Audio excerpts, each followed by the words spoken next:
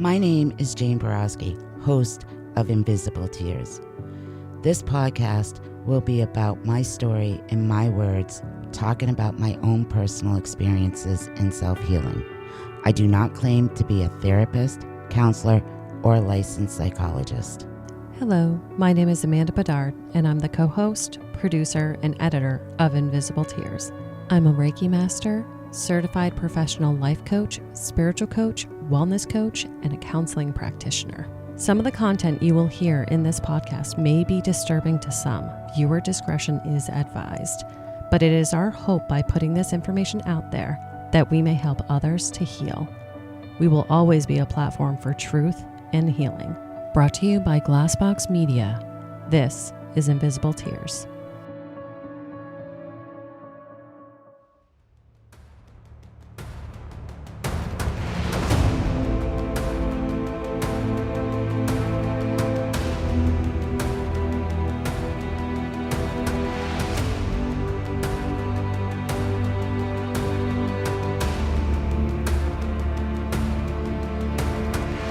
Welcome to the Invisible Tears weekly bonus episode, where we react to the Dark Valley episode that dropped last week.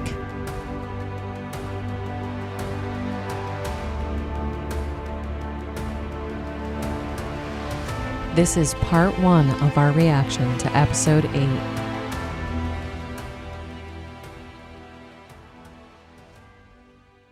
Welcome to Invisible Tears. I'm Jane, host of Invisible Tears. I'm here with my co-host, Amanda and Drew. And this week, we are going to do a reaction to episode 8, which is my story. So I'm going to let Drew start because I'm sure he has a lot of questions for me. All yours, Drew. So with this week, it was the telling of your story, and Jen was able to capture the emotion in which you told this story for the first time that I've ever heard it. I can definitely say I've always heard the storytelling when you've told it almost from that second person point of view of just telling what happened to you. But this was the first time it sounded like you were telling it from that first person point of view. It was just very emotional, captured it great. So I do want to just commend Jen for being able to get you in that mind's frame. To be able to tell the story in this way. And you for being able to tell the story in that way as well. You even said afterwards, and she captured it and put it on the episode, that I've never told it that way. And so I think that you were just in this space to be able to tell it that way. So commend you as well for being that open. Thank you. Yeah, it was at the end of a very emotional weekend. It was like the perfect moment. And that's when we got in our car and I told it. And yeah, I have to agree. I don't believe I've ever told my story or talked about my attack the way I did that day. It was extremely emotional for me. And listening to it was also extremely emotional for me to listen to. Both me and Jen knew this is the right time and right place. Let's go do it. And that's what we did. We jumped in our car and we did it. She did an amazing job with just reading me and saying, okay, this is the time I need her to tell her story. Yeah, because when we first recorded your story, it was the first recording we did. We wanted to capture your story and telling it. But with that, too, there were so many nerves apart from, first time having our voices recorded, telling the story, because it was a little bit further down the process. As far as when you have been talking to Jen and everything, like there was a lot building up to then her hearing your story. Is that correct? Oh, yeah. I mean, we had been up in Claremont recording for the whole weekend. And it was towards the end of the weekend. I mean, we had gone to the cemetery. We have gone to some of the places where the bodies were found. We had already gone to some of the places where we believe they went missing. We had already gone to the library. So this was like the very end of the weekend, a very emotional weekend. I don't want to say emotionally draining. It was just so many emotions throughout the whole weekend. And this was like the very end of our weekend or my time together with Jen. It was a weekend I'll never forget. Some of the things that we talked about and did in some of the places that we went. It's definitely a weekend I'll never forget. So getting into the attack, there were definitely some different questions that I think maybe we've asked before, but others kind of came up while listening to it again with that different atmosphere. It was interesting that when looking back, and this question came up because of our discussion we had with Crawl Space last week, as far as sensory overload with the traumatic event, it was interesting that to kind of circle back to that going, your first instinct was to fight when you were in the car. But then when you were out of the car, the second instinct was the flight instinct. And with that too, it does seem like you weren't feeling a whole lot. The seeing of things is not clear, but your audio sensory seems to have been at its highest point. With you mentioning, you didn't really feel the stabbings, but you could hear the blood gushing out. You could hear him walking away. So with that, there was a couple of questions coming up. When he was walking away, what did you hear? Now, were you hearing the footsteps kind of getting almost to like what type of footwear was he wearing? When you heard the footsteps, was it shoes? Was it boots? Was it possibly almost hearing like a studded boot as well? The click-clack like you hear with the studded snow tires. Was there anything in particular that you remember hearing when he walked away? To give people a visual, I was laying on pavement. It was a parking lot that was paved.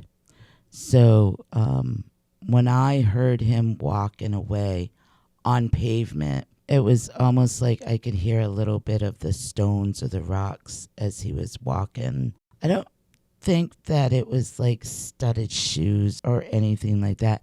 He may have been wearing work boots. Now, work boots today are very different than work boots were back in '88. I mean, they're like made very differently. Their soles, I'm sure, are made very differently today than they were then.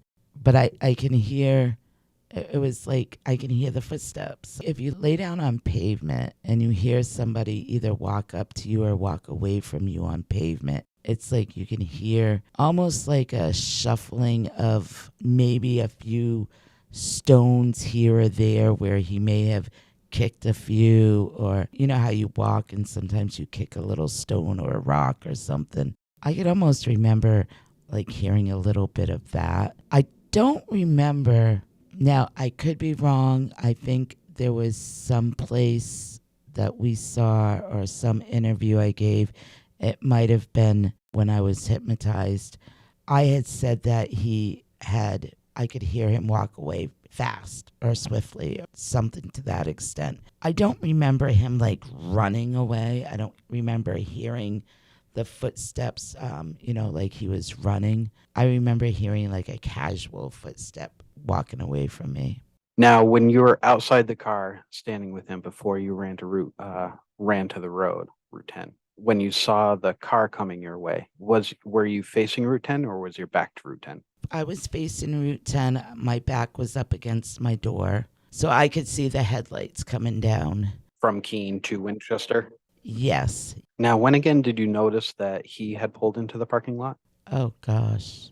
I believe it was when I got my second soda and I was walking back to my car.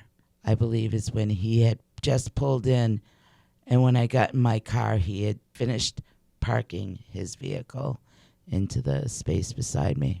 And was he going the same direction from Keene to Winchester? I don't remember. I almost think he was coming from Keene, but I don't exactly remember. I don't think I even really noticed or saw. For what it's worth, as I've tuned in, I actually picked up that he was coming from Keene to Winchester. Even though Jane didn't see that, I picked that up in message. And I don't doubt that at all.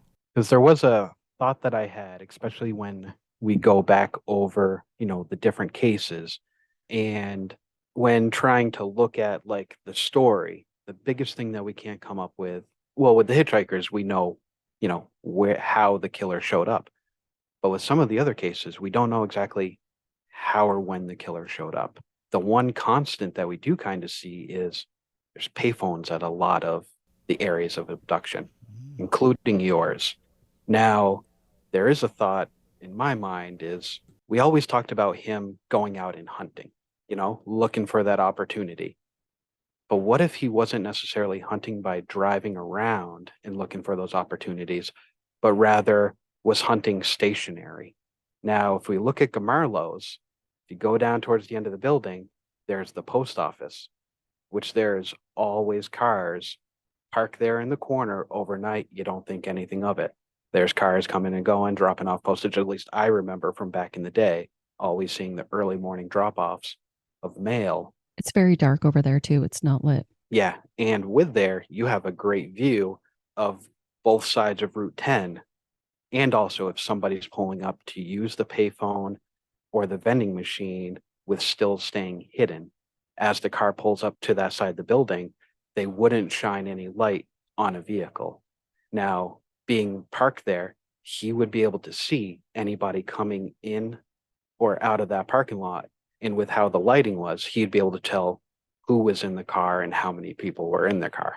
So the thought was, if he did see you pull in, saw that you're a single female pulling up towards the payphone area, is that when he pulled out of that side of the parking lot and came up around to that second entrance? And that was sort of the question is, did you happen to notice anything over in the corner? Did you happen to hear the vehicle before you saw it pull in to the parking lot? I didn't. One of the things that I thought of is that's a rather large parking lot. And there's the store where I was parked. And then there's 1, 2, 3, 4 more rows behind me of parking where I was parked. And then there's another part of the parking lot where you actually see tractor trailer trucks parked there. So it is a large parking lot. He could have been parking towards the back of that parking lot watching that payphone. Now, one of the things that really struck me, like, it kind of terrified me in a certain sense. After my attack, John Philpin was sitting in that parking lot watching the payphone and the soda machine. And a single female had actually pulled in that night to get a soda out of that soda machine. And this was not long after my attack. So to see vehicles in that parking lot would not be unusual. It wouldn't, especially back then, virtually no crime in Swansea, or no major crime in Swansea. I was 22, no internet, so you don't know that there's a serial killer or danger out there or whatever like you do today. If I had pulled in and there was a vehicle parked over there way on the back side of the parking lot, it would not have piqued my interest whatsoever. Right. So he could have very well have been sitting there stalking that payphone. Same like he could have been doing at the rest area with Barbara Agnew, at Leo's Market, with Ellen Freed, the Bird Sanctuary with Kathy Milliken. And as we discussed, I think it was last week or a couple weeks ago with Linda Moore, was it possibly he just kind of sedimentary on the river looking at the houses in that area? Exactly. We'll be right back after a quick word from our sponsors. And now back to our episode. One piece I'll add, since you just mentioned it, Drew, about Barbara Agnew.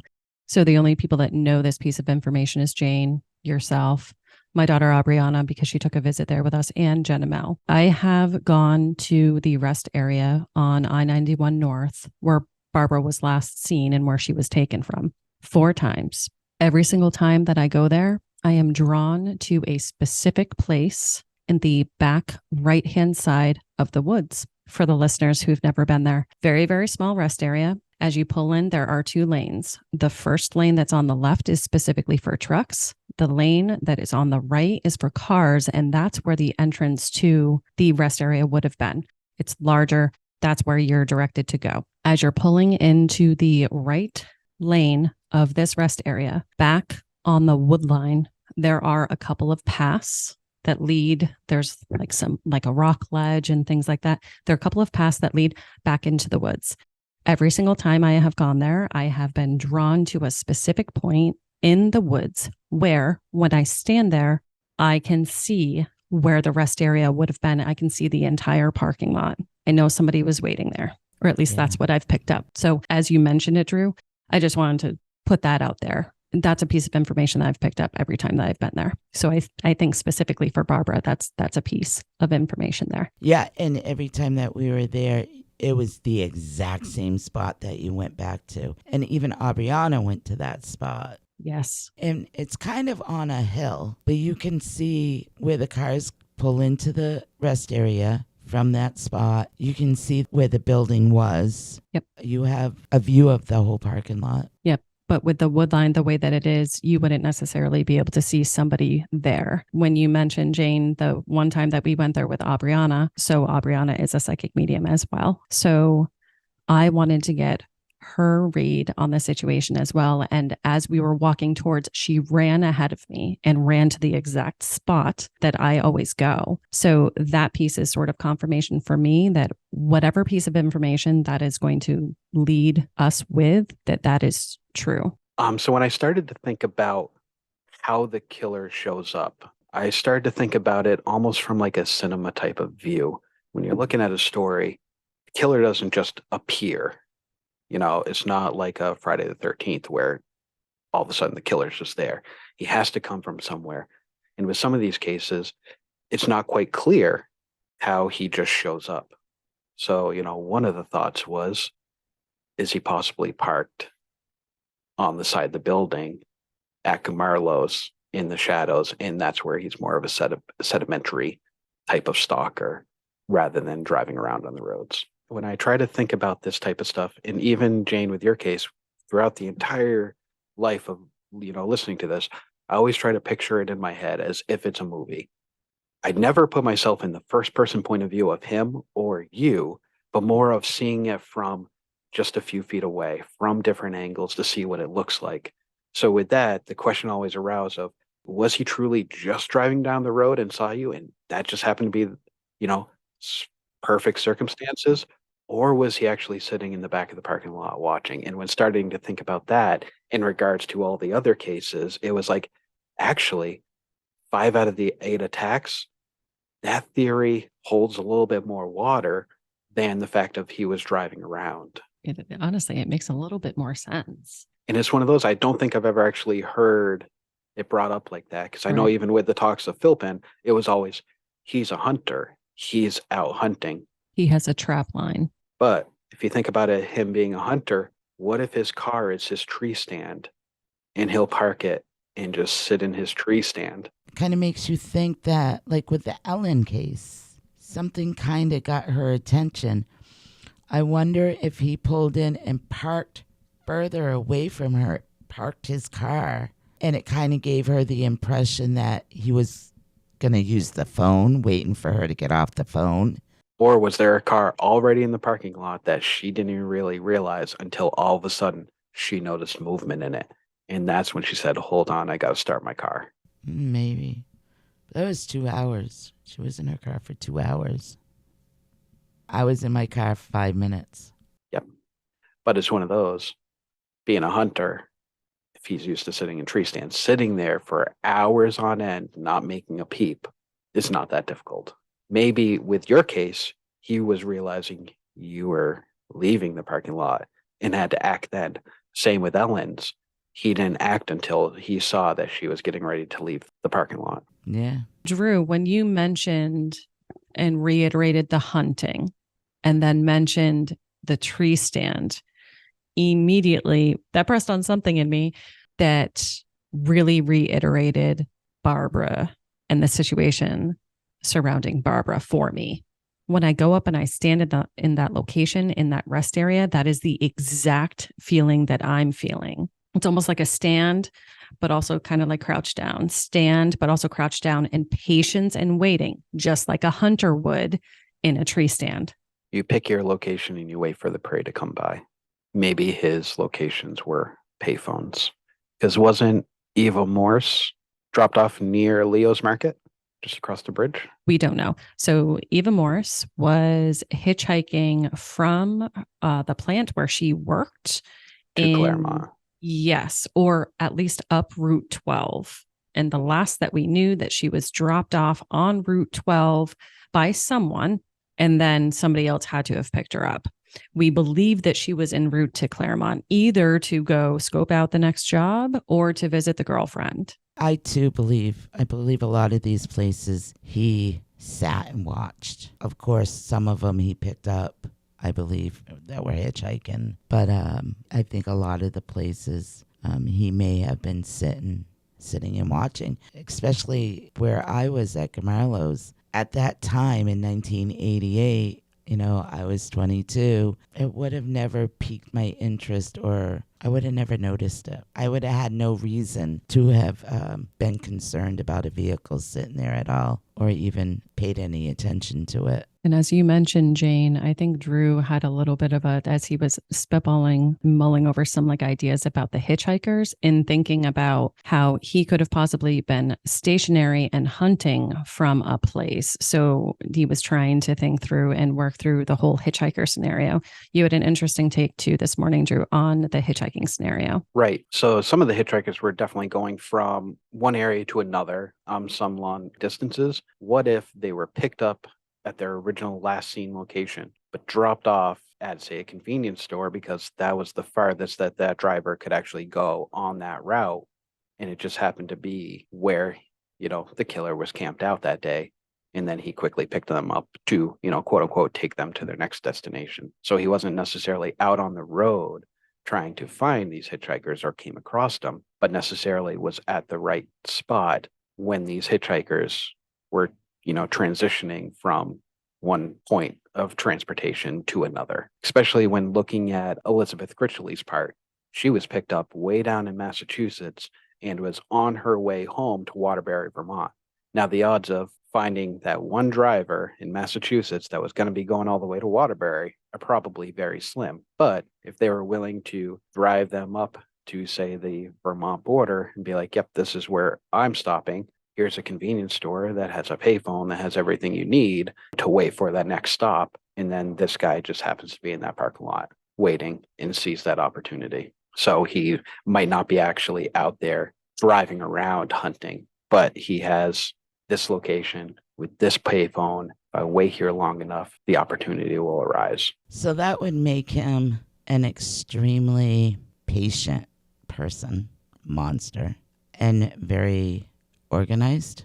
Would you describe him that way? Patient and organized? I would, yes. And especially when you look back at the time of the disappearance versus the day of the week, he very well still could be a family man that just happens to work third shift. So the daytime attacks are during the weekday. That's when his opportunity is, that no family's around. And then on the weekends, it's always in the middle of the night during his quote unquote work schedule. Was he making up that he was out actually, working the same shift schedule? Or was it, I'm used to being out of the house at this time. I'm just going to be out of the house. I think the theory, or I think at least the idea of how to tie in the hitchhikers versus all of the payphone locations, I think it does make sense.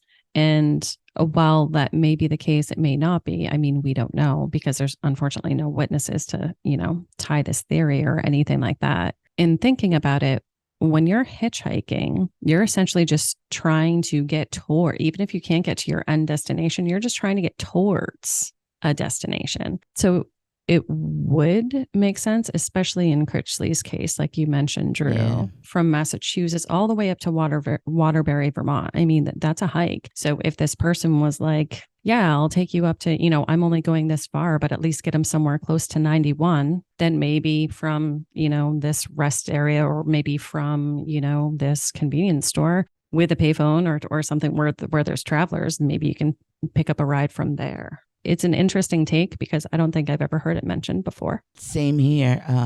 I never even thought that maybe there was a couple of people that may have picked up Elizabeth Betsy while she was hitchhiking. That is a very good possibility, that she was picked up by one, brought to a certain part of, or brought to 91, and then he was there to pick her up. It's too bad if there was one that picked her up and then him. I wonder if this would jog somebody's memory to come forward and say, wait a minute, I remember picking up a hitchhiker. I remember, bringing her to 91 or whatever. I can remember her saying that, where she was going, where her destination was. Yeah. That would be interesting if somebody would come forward and say, ooh, I remember that back in the 80s. Because probably somebody from Connecticut or whatever never even heard about her going missing and her being murdered. You never know. There was an internet back then.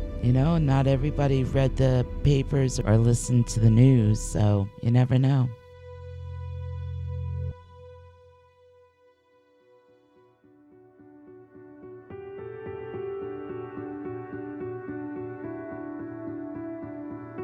Thank you all so much for listening to this episode of Invisible Tears. Make sure you subscribe to our podcast to hear all future episodes. Click into our link tree too in the episode description to find and follow us on all our social medias. And it also links to our website, invisible-tears.com, where you can keep current on any events that may be coming up, read more about Jane and the team, and read more about all the Connecticut River Valley unsolved cases.